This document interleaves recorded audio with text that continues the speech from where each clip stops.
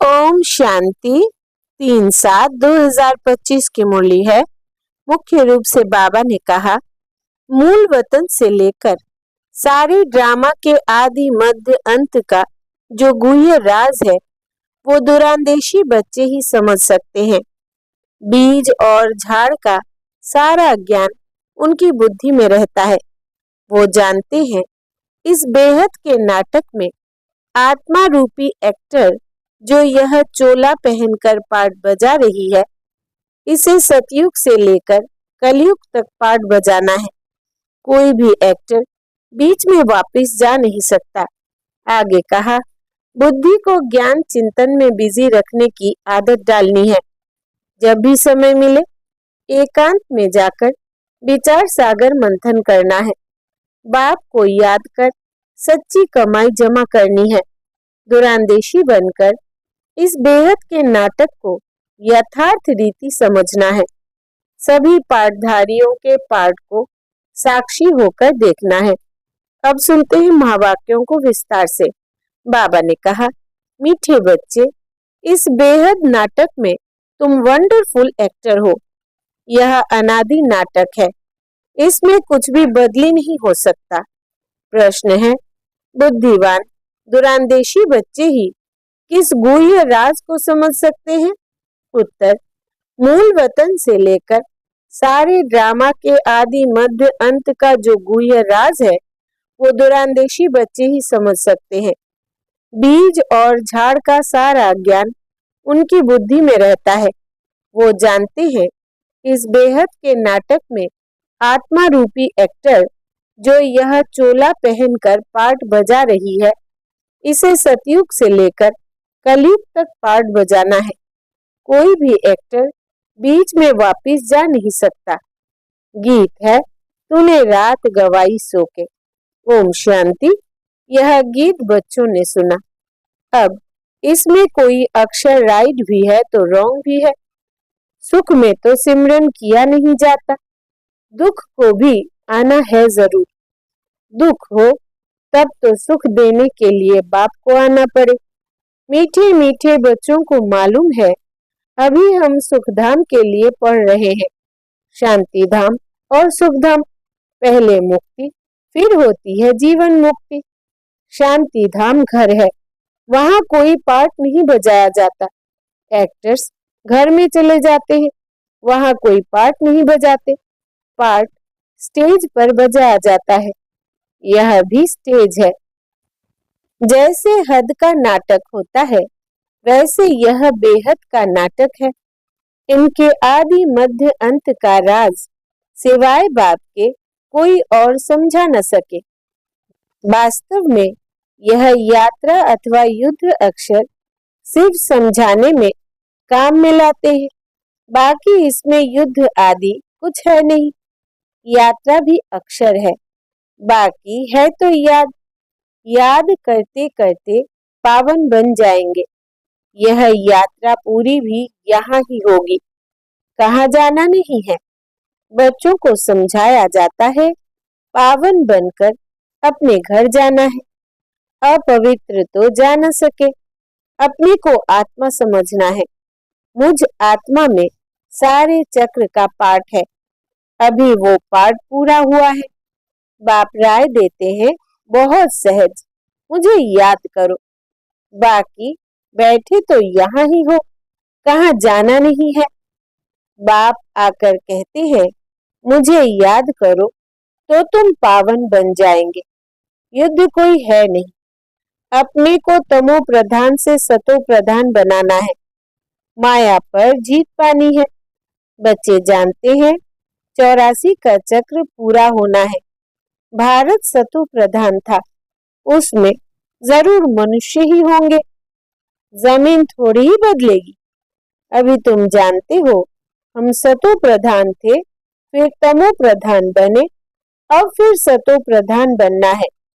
मनुष्य पुकारते भी है कि आकर हमको पतित से पावन बनाओ, परंतु वो कौन है, कैसे आते हैं, कुछ नहीं जानते।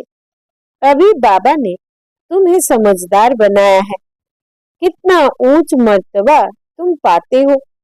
वहाँ के गरीब भी बहुत ऊंच है यहाँ के साहूकारों से। भल कितने भी बड़े बड़े राजाएं थे, धन बहुत था, परंतु है तो भिखारी न। इनसे वहाँ की साधारण प्रजा भी बहुत ऊंच बनती है। बाबा फर्क बतलाते हैं। रावण का परछाया आने से पतित बन जाते हैं। निर्विकारी देवताओं के आगे अपने को पतित कह माथा जाकर टेकते हैं। बाप यहाँ आते हैं तो फट से ऊंच चढ़ा देते हैं। सेकंड की बात है, अभी बाप ने तीसरा नेत्र दिया है ज्ञान का। तुम बच्चे दुरांदेशी बन जाते हो। ऊपर मूल वतन से लेकर सारे ड्रामा का चक्र तुम्हारी बुद्धि में याद है। जैसे हद का ड्रामा देखकर फिर आए सुनाते हैं ना, क्या क्या देखा बुद्धि में भरा हुआ है जो वर्णन करते हैं। आत्मा में भर कर आते हैं, फिर आकर डिलीवरी करते हैं। यह फिर है बेहद की बातें। तुम बच्चों की बुद्धि में इस बेहद ड्रामा के आदि मध्य अंत का राज रहना चाहिए जो रिपीट होता रहता है। उस हद के नाटक में तो एक एक्टर निकल जाता है तो फिर बदले में दूसरा आ सकता है। कोई बीमार हुआ तो उनके बदले फिर दूसरा ऐड कर देंगे। यह तो चैतन्य ड्रामा है, इसमें जरा भी अदली बदली नहीं हो सकती। तुम बच्चे जानते हो हम आत्मा है। यह शरीर रूपी चोला है जो पहनकर हम बहुरूपी पार्ट बजाते हैं। नाम रूप देश फीचर्स बदलते जाते हैं। एक्टर्स को अपनी एक्ट का तो मालूम होता है ना। बाप बच्चों को यह चक्र का राज तो समझाते रहते हैं। सतयुग से लेकर कलयुग तक आते हैं, फिर जाते हैं, फिर नए सिर आकर पार्ट बजाते हैं। इनकी डिटेल समझाने में टाइम लगता है। बीज में बल नॉलेज है, फिर भी समझाने में टाइम तो लगता है ना। तुम्हारी बुद्धि में सारा बीज और झाड़ का राज है। सो भी जो अच्छे बुद्धिवान है वही समझते हैं कि इसका बीज ऊपर में है। इनकी उत्पत्ति, पालना और संहार कैसे होता है, इसलिए त्रिमूर्ति भी दिखाया है। यह समझाने जो बाप देते हैं और कोई भी मनुष्य दे न सके। जब यहाँ आए तब पता पड़े, इसलिए तुम सबको कहते हो यहाँ आकर समझो। कोई कोई बहुत कट्टर होते हैं तो कहते हैं हमको कुछ सुनना नहीं है। कोई तो फिर सुनते भी है। कोई लिटरेचर लेते हैं, कोई नहीं लेते हैं। तुम्हारी बुद्धि अभी कितनी विशाल दुरांदेशी हो गई है। तीनों लोकों को तुम जानते हो। मूल वतन जिसको निराकारी दुनिया कहा जाता है, बाकी सूक्ष्म वतन का कुछ भी है नहीं। कनेक्शन सारा है मूल वतन और सूक्ष्म वतन से। बाकी सूक्ष्म वतन तो थोड़ा टाइम के लिए है। बाकी आत्माएं सब ऊपर से यहाँ आती है पार्ट बजाने। यह झाड़ सब धर्मों का नंबरवार है। यह है मनुष्यों का झाड़ और बिल्कुल एक्यूरेट है। कुछ भी आगे पीछे हो ना सके। ना आत्माएं और कोई जगह बैठ सकती है। आत्माएं ब्रह्म महतत्व में खड़ी होती है, जैसे स्टार्स आकाश में खड़े हैं। यह स्टार्स तो दूर से छोटे छोटे देखने में आते हैं, है तो बड़े, लेकिन आत्मा तो ना छोटी बड़ी होती है, ना विनाश को पाती है। तुम गोल्डन एज में जाते हो, फिर आयरन एज में आते हो। बच्चे जानते हैं हम गोल्डन एज में थे, अब आयरन एज में आ गए हैं। कोई वैल्यू नहीं रही है। भल माया की चमक कितनी भी है, परंतु यह है रावण की गोल्डन एज। वो है ईश्वरीय गोल्डन एज। मनुष्य कहते रहते हैं 6-7 वर्षों में इतना अनाज होगा, जो बात मत पूछो। देखो उन्हों का प्लान क्या है और तुम बच्चों का प्लान क्या है। बाप कहते हैं मेरा प्लान है पुरानी को नया बनाना। तुम्हारा एक ही प्लान है। जानते हो बाप की श्रीमत से हम अपना वर्षा ले रहे हैं। बाबा रास्ता बताते हैं, श्रीमत देते हैं, याद में रहने की मत देते हैं। मत अक्षर तो है ना, संस्कृत अक्षर तो बाप नहीं बोलते हैं। बाप तो हिंदी में ही समझाते रहते हैं। भाषाएं तो ढेर है ना, इंटरप्रेटर भी होते हैं जो सुनकर फिर सुनाते हैं। हिंदी और इंग्लिश तो बहुत जानते हैं, पढ़ते हैं। बाकी माताएं घर में रहने वाली इतना नहीं पढ़ती है। आजकल विलायत में अंग्रेजी सीखते हैं तो फिर यहाँ आने से भी इंग्लिश बोलते रहते हैं, हिंदी बोल ही नहीं सकते। घर में आते हैं तो माँ से इंग्लिश में बात करने लग पड़ते हैं। वो बेचारी मूंझ पड़ती है, हम क्या जाने इंग्लिश से। फिर उनको टूटी फूटी हिंदी सीखनी पड़े। सतयुग में तो एक राज्य एक भाषा थी, जो अब फिर से स्थापन कर रहे हैं।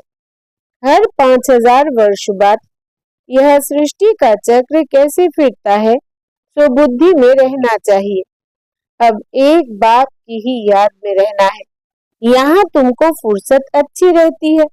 सवेरे में स्नान आदि कर बाहर घूमने फिरने में बड़ा मजा आता है।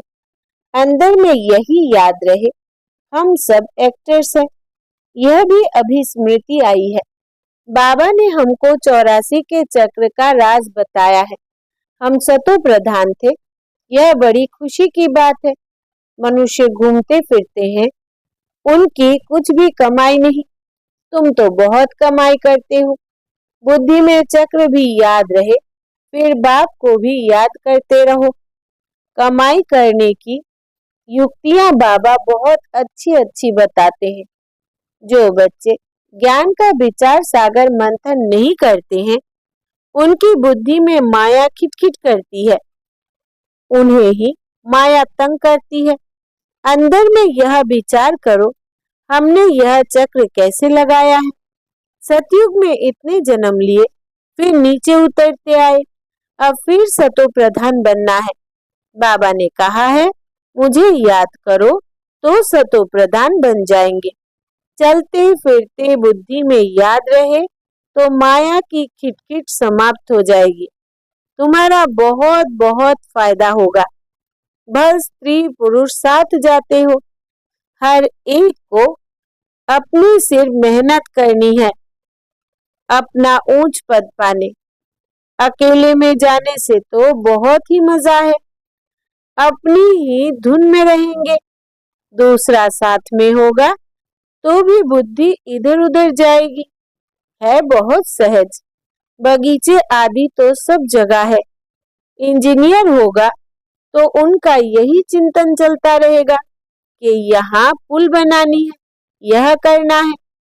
बुद्धि में प्लान आ जाता है तो तुम भी घर में बैठो, फिर भी बुद्धि उस तरफ लगी रहे। यह आदत रखो तो तुम्हारे अंदर यही चिंतन चलता रहे। पढ़ना भी है, धंधा आदि भी करना है। बूढ़े जवान बच्चों आदि सबको पावन बनना है। आत्मा को हक है बाप से वर्षा लेने का। बच्चों को भी छोटेपन में ही यह बीज पड़ जाए तो बहुत अच्छा। आध्यात्मिक विद्या और कोई सिखा न सके। तुम्हारी यह जो आध्यात्मिक विद्या है, यह तुमको बाप ही आकर पढ़ाते हैं। उन स्कूलों में मिलती है जिस्मानी विद्या और वो है शास्त्रों की विद्या। यह फिर है रूहानी विद्या जो तुमको भगवान सिखलाते हैं। इनका किसको भी पता नहीं। इनको कहा ही जाता है स्पिरिचुअल नॉलेज, जो रूह आकर पढ़ाते हैं। उनका और कोई नाम नहीं रखा जा सकता। यह तो स्वयं बाप आकर पढ़ाते हैं। भगवान वाच्य है ना। भगवान एक ही बात इस समय आकर समझाते हैं। इसको रूहानी नॉलेज कहा जाता है। वो शास्त्रों की विद्या अलग है। तुमको पता है कि नॉलेज एक है जिस्मानी कॉलेज आदि की, दूसरी है आध्यात्मिक शास्त्रों की विद्या, तीसरी है यह रूहानी नॉलेज। वो भल कितने भी बड़े बड़े डॉक्टर ऑफ फिलोसॉफी है, परंतु उन्हों के पास भी शास्त्रों की बातें हैं। तुम्हारी यह नॉलेज बिल्कुल अलग है। यह स्पिरिचुअल नॉलेज जो स्पिरिचुअल फादर सभी आत्माओं का बाप है वही पढ़ाते हैं। उनकी महिमा है शांति सुख का सागर। कृष्ण की महिमा बिल्कुल अलग है। गुण अवगुण मनुष्य में होते हैं जो बोलते रहते हैं। बाप की महिमा को भी यथार्थ रीति तुम जानते हो। वो तो सिर्फ तोते मुआफिक गाते हैं, अर्थ कुछ नहीं जानते। तो बच्चों को बाबा राय देते हैं अपनी उन्नति कैसे करें। पुरुषार्थ करते रहेंगे तो फिर पक्का होता जाएगा। फिर ऑफिस में काम करने समय भी यह स्मृति आएगी। ईश्वर की स्मृति रहेगी। माया की स्मृति तो आधा कल्प चली है। अभी बाप यथार्थ रीति बैठ समझाते हैं। अपने को देखो, हम क्या थे, अब क्या बन गए हैं। फिर हमको बाबा ऐसा देवता बनाते हैं। यह भी तुम बच्चे ही नंबरवार पुरुषार्थ अनुसार जानते हो। पहले पहले भारत ही था। भारत में ही बाप भी आते हैं पाठ बजाने। तुम भी आदि सनातन देवी देवता धर्म के हो ना। तुमको पवित्र बनना है, नहीं तो पिछाड़ी में आएंगे। फिर क्या सुख पाएंगे। भक्ति जास्ती नहीं की होगी तो आएंगे नहीं। समझ जाएंगे यह इतना उठाने वाला नहीं है। समझ तो सकते हैं ना। बहुत मेहनत करते हैं, फिर भी कोई बिरले निकलते हैं, लेकिन थकना नहीं है। मेहनत तो करनी है। मेहनत बगैर कुछ मिलता थोड़ी है। प्रजा तो बनती रहती है। बाबा बच्चों को उन्नति के लिए युक्ति बताते हैं। बच्चे, अपनी उन्नति करनी है तो सवेरे सवेरे स्नान आदि कर एकांत में जाकर चक्र लगाओ व बैठ जाओ। तंदुरुस्ती के लिए पैदल करना भी अच्छा है। बाबा भी याद पड़ेगा और ड्रामा का राज भी बुद्धि में रहेगा। कितनी कमाई है। यह है सच्ची कमाई। वो कमाई पूरी हुई फिर इस कमाई का चिंतन करो। डिफिकल्ट कुछ भी नहीं है। बाबा का देखा हुआ है। सारी जीवन कहानी लिखते हैं। आज इतने बजे उठा, फिर यह किया। समझते हैं पिछाड़ी वाले पढ़कर सीखेंगे। बड़े बड़े मनुष्यों की बायोग्राफी पढ़ते हैं ना, बच्चों के लिए लिखते हैं। फिर बच्चे भी घर में ऐसे अच्छे स्वभाव के होते हैं। अभी तुम बच्चों को पुरुषार्थ कर सतो प्रधान बनना है। सतो प्रधान दुनिया का फिर से राज्य लेना है। तुम जानते हो कल्प कल्प हम राज्य लेते हैं और फिर गंवाते हैं। तुम्हारी बुद्धि में यह सब है। यह है नई दुनिया, नए धर्म के लिए नई नॉलेज। इसलिए मीठे मीठे बच्चों को फिर भी समझाते हैं, जल्दी जल्दी पुरुषार्थ करो। शरीर पर भरोसा थोड़ी है। आजकल मौत बहुत इजी हो गया है। वहां अमर लोक में ऐसी मृत्यु कब होती नहीं।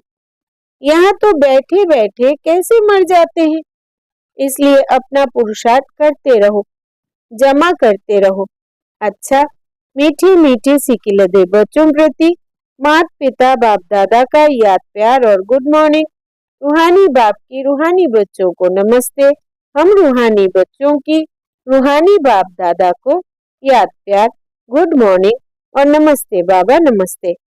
धारणा के लिए मुख्य सार। पहला, बुद्धि को ज्ञान चिंतन में बिजी रखने की आदत डालनी है। जब भी समय मिले एकांत में जाकर विचार सागर मंथन करना है। बाप को याद कर सच्ची कमाई जमा करनी है। दूसरा, दुरांदेशी बनकर इस बेहद के नाटक को यथार्थ रीति समझना है। सभी पाठधारियों के पाठ को साक्षी होकर देखना है। वरदान है, मधुरता के वरदान द्वारा सदा आगे बढ़ने वाली श्रेष्ठ आत्मा भव। मधुरता ऐसी विशेष धारणा है जो कड़वी धरनी को भी मधुर बना देती है। किसी को भी 2 घड़ी मीठी दृष्टि दे दो, मीठे बोल बोल दो, तो किसी भी आत्मा को सदा के लिए भरपूर कर देंगे। 2 घड़ी की मीठी दृष्टि व बोल उस आत्मा की सृष्टि बदल देंगे। आपके 2 मधुर बोल भी सदा के लिए उन्हें बदलने के निमित्त बन जाएंगे। इसलिए मधुरता का वरदान सदा साथ रखना, सदा मीठा रहना और सर्व को मीठा बनाना। स्लोगन है, हर परिस्थिति में राजी रहो तो राज युक्त बन जाएंगे। हर परिस्थिति में राजी रहो तो राज युक्त बन जाएंगे। अव्यक्त इशारे। संकल्पों की शक्ति जमा कर श्रेष्ठ सेवा के निमित्त बनो। जब और सब संकल्प शांत हो जाते हैं, बस एक बाप और आप इस मिलन की अनुभूति का संकल्प रहता है, तब संकल्प शक्ति जमा होती है और योग पावरफुल हो जाता है। इसके लिए समाने व समेटने की शक्ति धारण करो।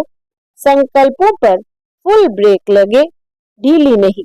अगर 1 सेकेंड के बजाय ज्यादा समय लग जाता है तो समाने की शक्ति कमजोर है।